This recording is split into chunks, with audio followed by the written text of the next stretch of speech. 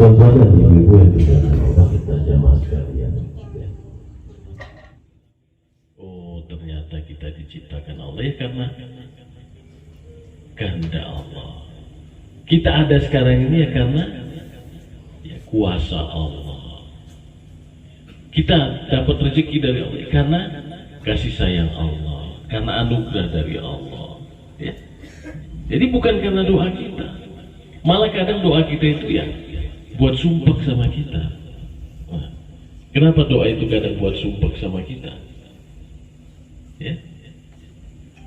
Kita pingin sesuatu, kita berdoa. Tahu-tahu keinginan kita itu nggak terpenuhi. Akhirnya apa yang kita pahami? Berarti doaku nggak dikabulkan Allah. Berarti terlalu banyak dosaku sama Allah. Terlalu banyak kekuranganku, kelemahanku pada Allah. Akhirnya bersangka-sangka. Itu yang tidak diinginkan oleh penulis kitab ini. Ya. Jadi awalnya kita memahami bahasanya doa menjadi alat untuk tercapainya kebutuhan kita. Ya. Lama-lama sumpah kita dengan doa kita, karena kok nggak dikabul-kabulkan Allah, ya? Kok nggak diijabah-ijabah Allah? Nah, puasa coba biar tercapai doaku, ya, 40 hari 40 malam supaya terkabul doa. Sekali doa jadi. Nah, dipaksakan puasa 40 hari 40 malam. Bukan makin betul, makin nggak betul. Ini kalau doa wali ini sekali doa jadi. Puasa 40 hari 40 malam supaya jadi wali. Bukan jadi wali kekasih Allah. Nah, jadi wali murid mungkin jadinya. Ya. Bukan makin makbul doanya, makin kesalahan jadi. Nah, ini yang dimaksud itu ya tuan-tuan dan ibu-ibu. Jangan pernah beranggapan bahwa yang ada sama kita sekarang itu karena doa kita. Kapan kita berdoa? Enggak pernah kita berdoa untuk seperti ini, enggak. Ya. Nah, jadi itu yang perlu dipahami. Kita ada karena rahmat Allah. Kita mendapat rezeki ya karena kasih sayang Allah. Ya. Terpenuhnya kebutuhan kita karena kuasa Allah. Ya, macam-macam yang ada pada kita itu ya karena karunia Allah, karena anugerah Allah. Ya. Nah, itu pemahaman yang paling penting. Itu memang hambanya Allah. Pantasnya hamba itu ya minta sama ya menciptakan diri kita yang maha kuasa dan maha segala-galanya. Nah, yang kedua, ya doa itu memang diperintahkan Allah supaya menunjukkannya kita ini ya hambanya, makhluknya, ciptaannya, supaya nampak kita minta, kita menghibah pada Allah, kita berbisik-bisik pada Allah, kita bermunajat pada Allah. Pokoknya segala hajat, kebutuhan, keinginan kita sampaikan kepada Allah. Itu menunjukkan bahasanya kita hamba yang memang patuh terhadap perintah Allah. Jadi doa itu memang perintah Allah. Udu'uni, berdoa padaku, mintalah kalian kepadaku. Nah, jadi memang perintah Allah berdoa. Nah, jadi satu tadi menunjukkan kehambaan kita, kedua kita memang menunjukkan hajat kita hanya Allah yang bisa mengabulkan. Ini ya, penjelasan dari matanya ke 170. Berdoalah kepada Allah. Ada dua maksudnya. Pertama adalah sebagai hiasan lahiriah si hamba dengan doa yang dikehendakinya, karena doa adalah tanda hikmatnya hamba kepada Tuhannya.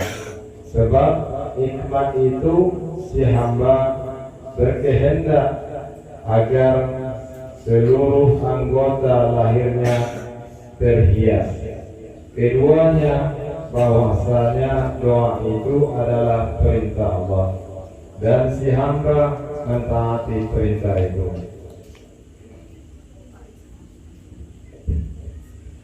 Tuan Abu Hasan As-Sajali berkata yang tertulis dalam kitab Al-Hikam, janganlah pernah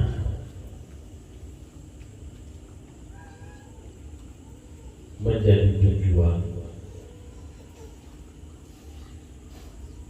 dari doamu itu adalah terkabulnya doa. Jangan pernah. Jangan pernah berprasangka atau berpemahaman yang menjadi tujuan doa kita itu adalah tercapainya hajat kita. Jangan pernah. Nah, ini Tuan Abu Hasan As-Sajali yang biasanya kita amalkan jika saja malam ini tidak kita amalkan, ya, karena ada sebuah hadis yang mengatakan kalau amalan sunnah yang diamalkan seolah-olah menjadi wajib itu malah dosa, bukan malah berpahala. Jadi sekali-sekali kita meninggalkan yang sunnah, ya, nggak apa-apa. Malam ini kita tidak mengamalkan jika saja ya langsung mengaji. Ya, jadi Tuan Abu Hasan As-Sajali mengatakan janganlah menjadi tujuan kita berdoa itu adalah hajat kita itu. Jangan pernah. Kalau sudah selama ini seperti itu, dirubah pemahaman. Jangan lagi seperti itu. Gak boleh diteruskan. Kenapa? Lebih pentinglah dalam doa itu kita berbuat dasar dengan Allah, ngomong kita dengan Allah, berkata-kata kita dengan Allah. Itu yang lebih penting. Kita kan ngomong sama Allah, Rabbi firli, ampuni hamba ya Allah, warhamni, sayangi hamba ya Allah, wajibni, cukupkan hamba ya Allah, warfa'ni, angkat derajat hamba ya Allah, warzuqni, berilah rezeki hamba ya Allah, wa'afini, berikan afi, wa'fu anni, dan berhafal ya Allah. Nah, itu kita bermunajat, berdialog, berkata-kata dengan Allah. Poin itu yang paling penting ketika kita berdoa pada Allah. Bukan tujuan terkabulnya doa kita itu. Nah, ya. Jadi ada kisah yang memang memberikan pemahaman kepada kita. Jadi ada satu hajat, satu masyarakat, satu kampung. Hajat itu tidak dikabulkan sama Allah. Jadi ada wali Allah di situ dimintai doa. Jadi doanya itu ya nggak panjang-panjang, tapi doa itu yang memang yang memberikan pengenalan masyarakat itu kepada Allah. Banyak kisah-kisah itu sebenarnya. Ada kisah Ibrahim bin Adham, dia wali Allah ketika naik kapal. Ada badai, gelombang besar, dan kapal ini terancam akan tenggelam. Nah, semua di kapal itu berdoa. Macam-macam namanya udah panik kan. Ada yang menjerit-jerit, ada yang nangis, ada yang macam-macam. Tapi semua minta sama Allah. Tapi Ibrahim bin Adham ini tenang saja, tenang saja. Nah, tenang. Jadi ada yang memang tahu bahwa itu adalah wali Allah. Jadi datang pada wali Allah, Ibrahim bin Adham. Ya wali Allah, minta kepada Allah keselamatan kita semua yang ada di kapal. Semua sudah panik, cuma beliau yang tenang. Tapi doanya yang tidak menginginkan ya supaya ini selamat. Ya apa beliau yakin ya pasti diselamatkan Allah. Tapi doanya itu yang memang luar biasa. Beliau berdoa kepada Allah, ya Allah, Engkau telah menunjukkan kebesaran, Engkau telah menunjukkan keagungan, Engkau telah menunjukkan kekuasaan. Saatnya ya Allah, Engkau tunjukkan kelembutan, kasih sayangmu pada kami semua. Berhenti total badai, berhenti total global. Doa itu. Dari doa itu kita mendapat pemahaman yang munajat itu yang paling penting. Soknya itu rasanya, ya, bermunajat, berkata-kata dengan Allah itu yang nikmatnya luar biasa. Ya Allah, saat ini Engkau telah menunjukkan keagungan, kebesaran, kemuliaan, kekuasaan yang tidak ada satupun dapat menghalanginya. Tapi saat ini ya Allah, tunjukkan kelembutan, kasih sayang, kedermawanan, langsung berhenti. Bagaimana mungkin permohonanmu yang datang kemudian adalah sebagai sebab pemberian Allah yang telah ditetapkan terlebih dahulu? Bagaimana mungkin permohonanmu yang datang kemudian adalah sebagai sebab pemberian Allah yang telah ditetapkan terlebih dahulu? Ini penjelasannya begini teman-teman. Ya, pertanyaannya, kita berdoa setelah kita tahu berdoa atau sebelum tahu berdoa? Ya, pasti jawabannya kita berdoa setelah tahu berdoa. Nggak mungkin kita berdoa nggak tahu berdoa. Dari kecil lah mungkin kita diajari berdoa. Tapi sampai paham arti doa itu, ya mungkin di usia dewasa artinya doa. Nah, kita katakanlah usia 20 tahun baru berdoa, ya. Minta A sampai Z, ya. Minta A sampai Z. Berarti kan belakangan doa yang kita panjatkan kan, belakangan. Sedangkan kita sebelum lahir di dunia ini sudah ditentukan Allah. Mau bagaimana itu sudah ditentukan Allah. Sudah tertulis di kitab Lauhil Mahfuz. Ya, sudah azalinya seperti itu. Mana lebih dulu? Ketentuan Allah yang ditulis dalam kitab Lauhil Mahfuz itu atau doa kita?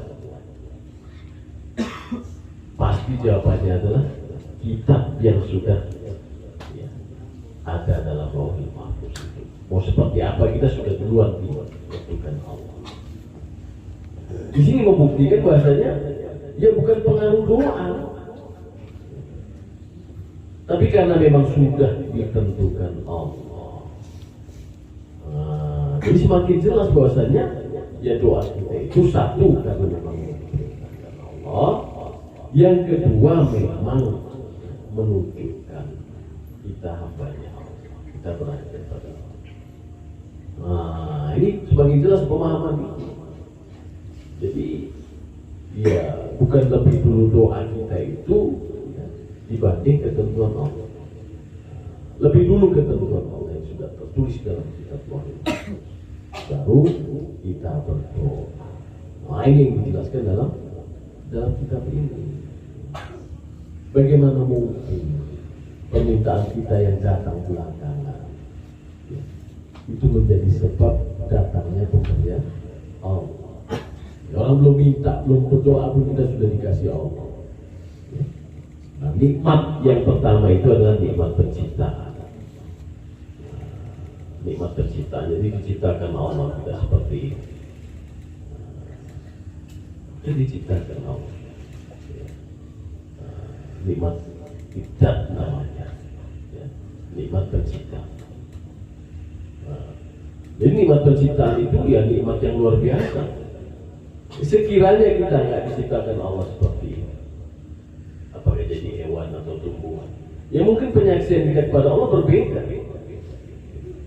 Pengakuan kita pada Allah itu berbeda. Karena tumbuhan, hewan, dan benda lain ciptaan itu senantiasa bertasbih. Maha agung hukum Allah yang sejak azalinya tidak menyandarkan kepada musabah. Maha agung hukum Allah yang sejak azalinya tidak menyandarkan sesuatu pada sebab musababnya. Tuan-tuan dan ibu-ibu yang dimuliakan Allah, jadi kalau kita baca paru belum masuk mata, tapi di kitab yang kedua sudah masuk mata yang ke 181. Nah, ini tentang sebab dan akibat. Supaya jelas itu kita semua. Allah menentukan sesuatu itu tidak perlu sebab. Tidak perlu sebab. Karena Allah yang menciptakan sebab. Apalagi akibat Allah yang menciptakan. Nah contohnya kita gini sering kita mengatakan, kerjalah biar dapat duit. Berarti kerja itu menjadi sebab untuk mendapatkan duit, ya kan? Kita lihat kenyataan. Banyak nggak kira-kira yang kerja, orang kerja nggak dapat duit? Banyak nggak? Dapat duit tapi untuk bayar hutang kurang. Kerja dapat duit tapi untuk bayar hutang kurang. Akhirnya nggak megang duit juga jadi sebab itu gugur. Pemahaman sebab itu menjadi gugur. Nah, ternyata nggak juga rupanya kerja itu menjamin punya uang, nggak menjamin. Kita lihat juga kenyataan, ada yang nggak kerja, tapi punya duit. Berarti gugur sebab kerja tadi berakibat mendapatkan uang. Gugur sebab tadi. Rupanya nggak karena kerja aja bisa mendapatkan duit. Rupanya nggak kerja ini udah bos, udah toki, lahan sawitnya 10 hektar. Ya nggak kerja lagi dia. Nah, berarti kan nggak perlu kerja dia, tapi dapat duit. Nah, gugur. Kalau dikatakan sebab itu yang menimbulkan akibat. Nah, bagi Allah tidak perlu sebab dan akibat itu, nggak perlu. Kalau Allah mau memberi, memberi. Kalau Allah mau menahan, menahan. Nggak karena sebab-sebab. Nah, kadang-kadang orang kecelakaan di jalan raya itu karena ngebut atau karena hati-hati. Kadang-kadang kecelakaan di jalan raya itu sebabnya itu karena hati-hati atau karena balapan. Coba siapa yang bisa jawab? Tuan Oleh untuk jawab. Kecelakaan itu sebab karena balap-balapan atau karena hati-hati? Dua-duanya enggak, Tuhan. Dua-duanya enggak, ini bijak ini jawabannya. Ya, betul. Nah, ini kenapa? Semata-mata ikan Allah. Betul. Ya. Banyak yang hati-hati. Diselodok dari belakang. Udah hati-hati itu pelan betul dia di pinggirnya enggak. Nah, kan ada kalau di tol itu paling pinggir itu. Kalau enggak darurat enggak boleh dipakai. Udah ke pinggir situ pelan nyampe. Rupanya ada dari belakang, nggak ada remnya tuh. Berarti nggak menjamin hati-hati itu untuk selamat di jalan raya. Ada pembalap dia, digasnya habis jalan tol, sampai tujuan selamat. Naik Pajero, naik Fortuna. Ya. Kita yang ada naik Kijang, diselodok orang. Gimana? Nggak menjamin jadinya kan? Nah. di sini pemahamannya tuan-tuan dan ibu. Allah menentukan sesuatu itu tidak bergantung pada sebab, dan sebab itu tidak pasti melahirkan akibat. Jadi Allah ya laisa kamislihi, nggak macam polisi, banyak kali peraturan prosedur. Kalau mau ditilang ya ada SIM, tanya STNK, ada STNK tengok spion, udah ada spion tengok bannya ada pentilnya atau enggak, tutup pentil sampai ke situ. Nggak macam gitu ya Allah ya. Nggak perlu prosedur kalau Allah. Yang penting kita kenali betapa mahanya Allah, Maha Kuasa, Maha Berkehendak, Maha Pengasih dan Penyayang. Nah, kalau kita naik kendaraan, ya, perlu nggak kita kira-kira berdoa untuk selamat? Naik bus. Kalau kita intra lampu, perlu nggak doa selamat? Hah? Kalau kita berdoa naik bus untuk selamat sampai tujuan, ada penjahat yang nggak berdoa sampai juga ke tujuan. Belum ada keikhlasan amal dan belum pula ada wujud perbuatan. Bahkan di sana belum ada apapun kecuali hanya karunia dan kebesaran pemberiannya. Inayah Allah untukmu tidak disebabkan sesuatu datang darimu, bagaimana keadaanmu dan di mana kamu berada. Di saat Allah menetapkan karunia-Nya untukmu dan waktu Allah Ta'ala menetapkan pula pemberiannya kepadamu. Ketika kamu masih di alam azali, belum ada keikhlasan amal dan belum pula ada wujud perbuatan. Bahkan di sana belum ada apapun kecuali hanya karunia dan kebesaran pemberiannya. Tuan-tuan dan ibu-ibu yang dimuliakan Allah, kita jamaah sekalian, ini agak sulit kalau kita membaca kalimatnya, mendapatkan pemahaman sangat sulit. Inilah perlunya kita mengaji ya, dari kalimat yang enggak bisa kita pahami, kesulitan kita pahami, insya Allah kita menjadi paham. Nah, dalam makam yang 182 ini, Allah terhadap kita itu bukan karena ada yang dipandang dari kita. Kita contohnya dapat rezeki yang banyak, yang dipandang kita itu karena amal kita banyak. Kita dikasih keselamatan karena kita baik sama Allah. Keluarga kita sehat-sehat semua karena kita ya baik sama orang. Mungkin pemahaman kita seperti itu.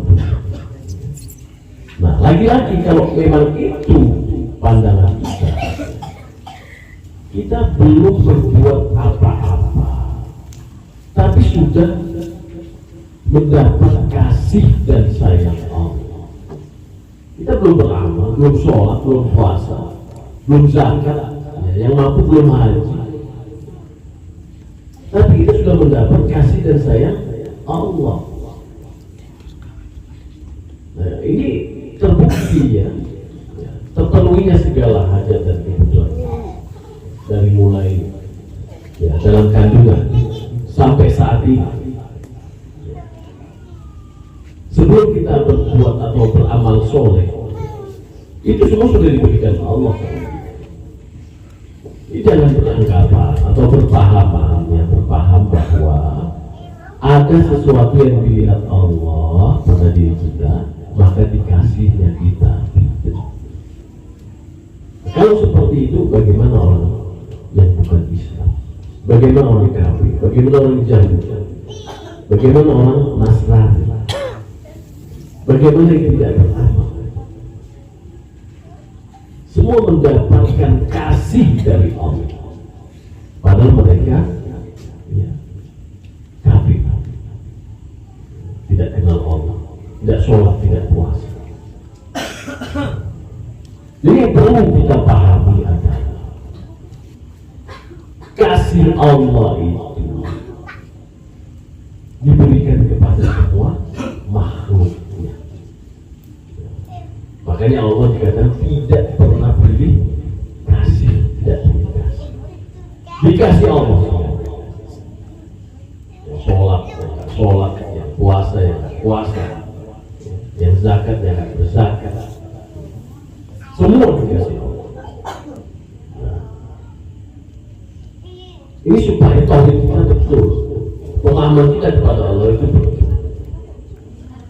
Nah, karena kalau berpandangan tidak seperti itu, kita diberi Allah itu karena sholat kita hebat, tahajud kita hebat, zikir kita hebat, nanti menjadikan kita sombong. Tengoklah aku tahajud makanya rezekiku banyak. Tengoklah aku banyak berzikir maka ya rezekiku melimpah. Jadi seperti itu sombong. Yang harus kita pahami, Allah memberikan kasihnya itu bukan karena sesuatu yang ada pada kita, bukan.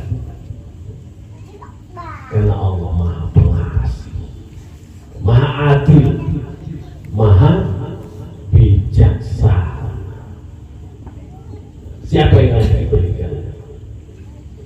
Tapi kalau dalam pemahaman kita, Allah itu memberikan kelebihan pada semua hamba-hambanya.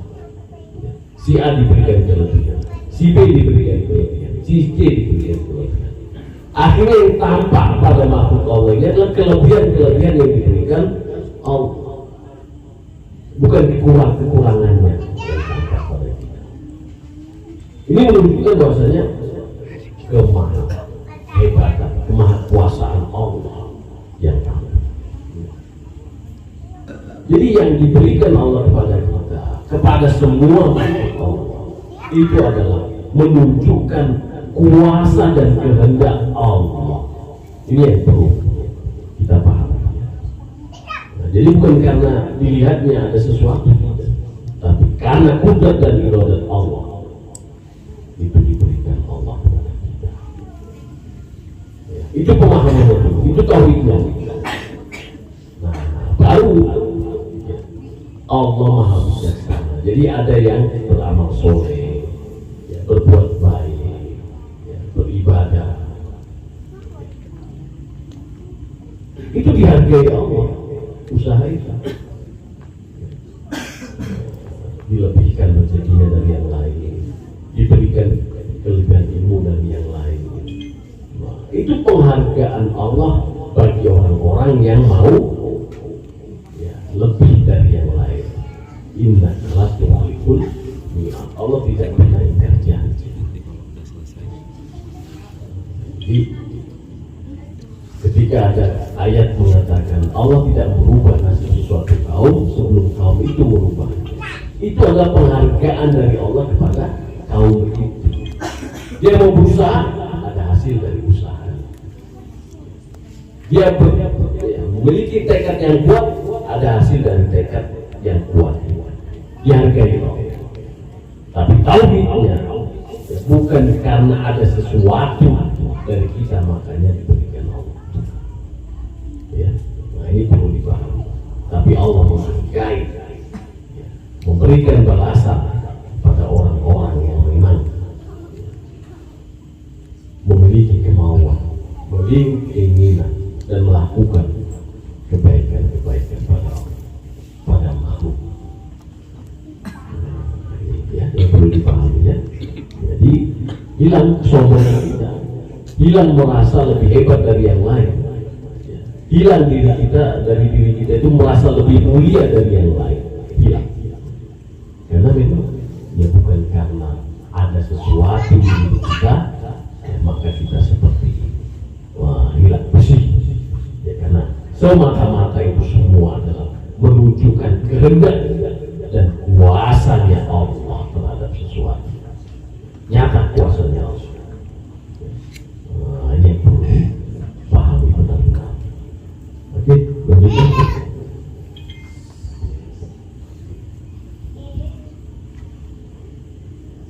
Allah Ta'ala sangat mengetahui tentang para hamba yang ingin mendapatkan rahasia karunia Allah.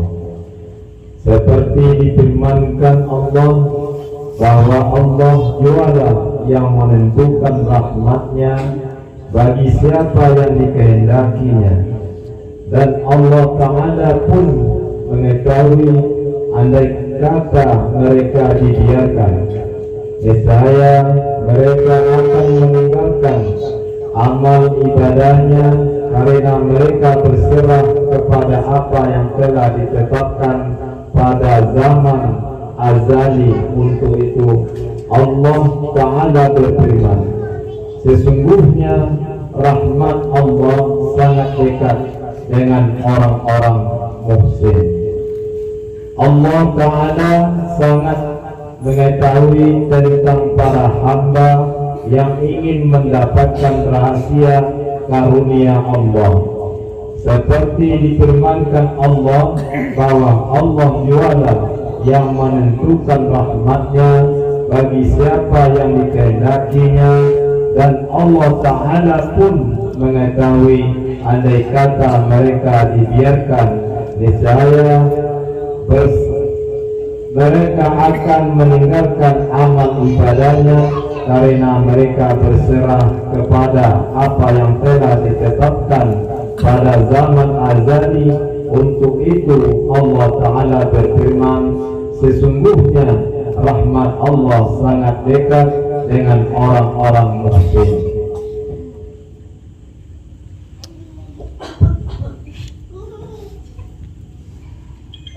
Tuan-tuan dan ibu-ibu yang dimuliakan Allah, ada uraian yang berbeda dari kitab Al-Hikam ini, dari apa yang dibaca tadi. Ada penjelasan, paling tidak ada 3 golongan orang-orang yang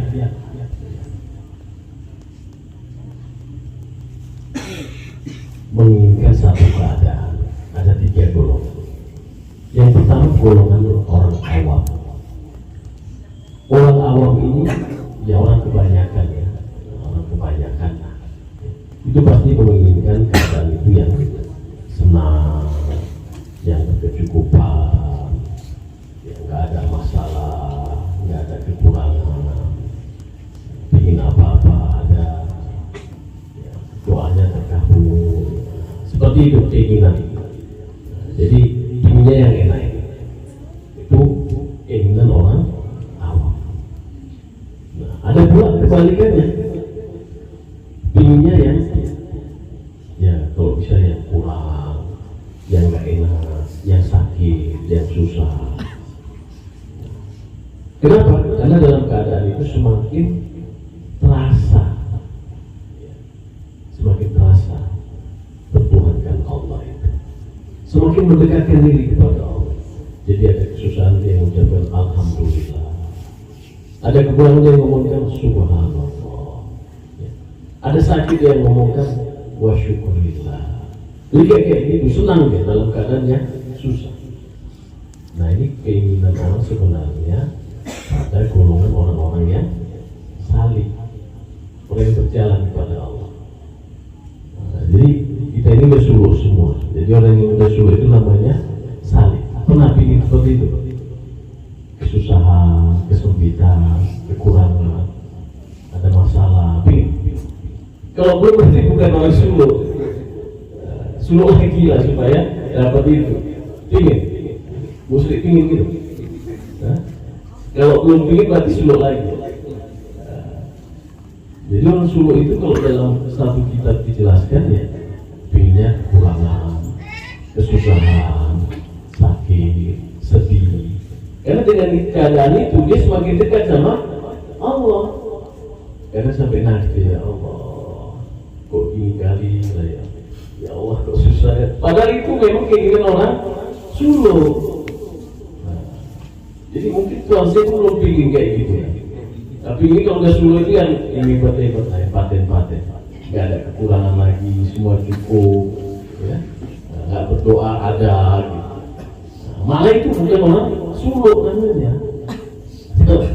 Nah, jadi supaya memang pas jadi orang suluk ya keinginan seperti itu.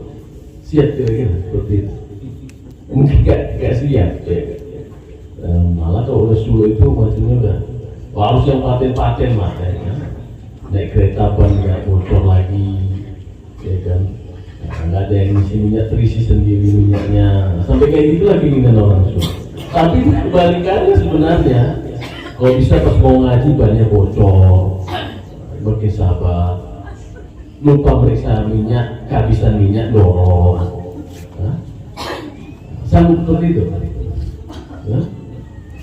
Kalau belum sanggup nanti suluk lagi, supaya sanggup lagi. Karena memang itu watak orang suluk itu kayak gitu, inginkannya yang tidak sempurna, yang tidak perfect ya bahasa Inggris, supaya semakin terasa mendekatkan diri pada Allah.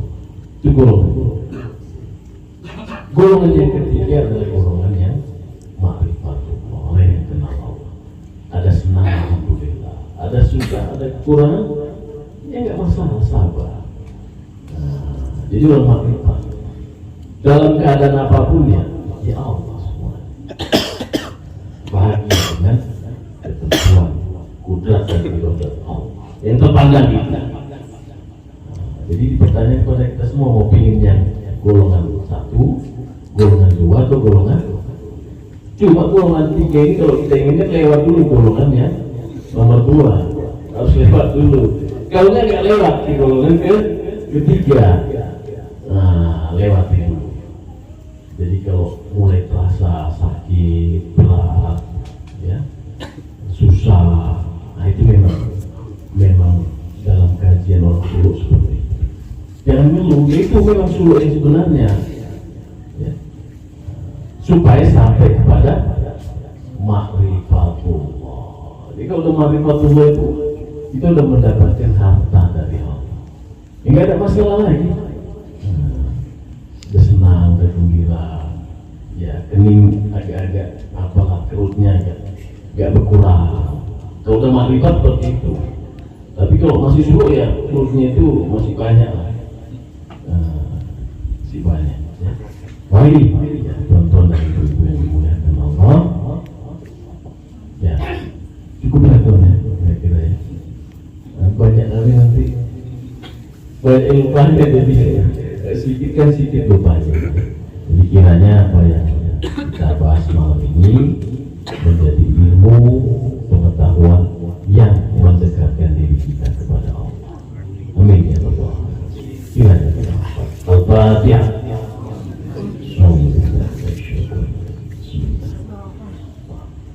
Allahumma ya